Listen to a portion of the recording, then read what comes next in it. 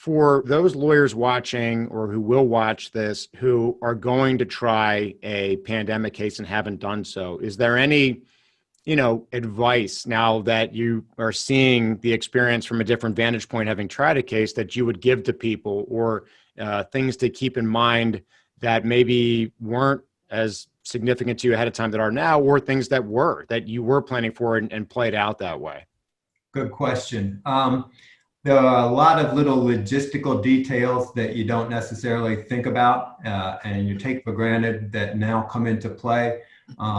This one poor fact witness who's a good friend of our client who lives in Massachusetts, he would have done anything for his friend as far as being there for him for trial.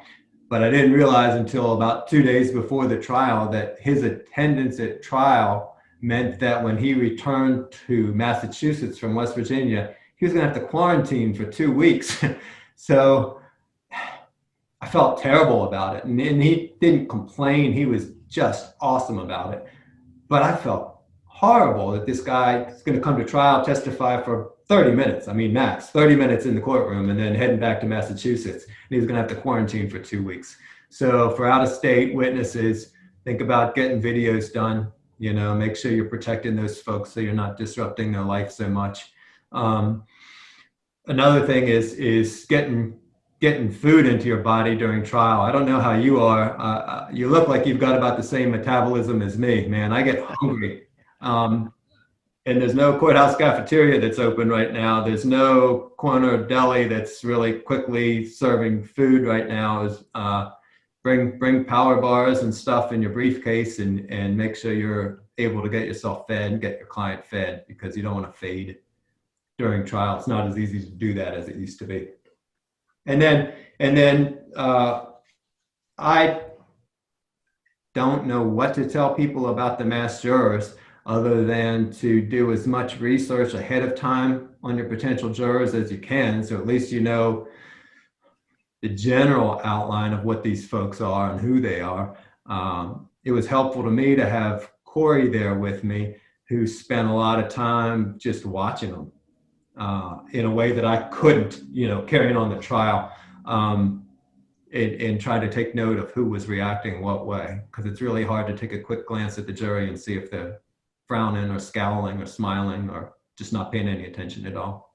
And then, how about people that are worried about themselves having to wear the mask during the trial? Do you think it's just grin and bear it, or is it become you forget about it after a while, or did it bother you? What was your experience overall trying the case, a lot of the times having a mask on?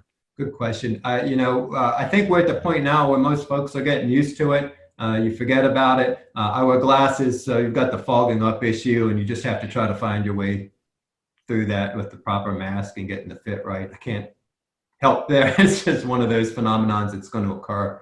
I would say that I was surprised and heartened a little bit at how comfortable the jury seemed.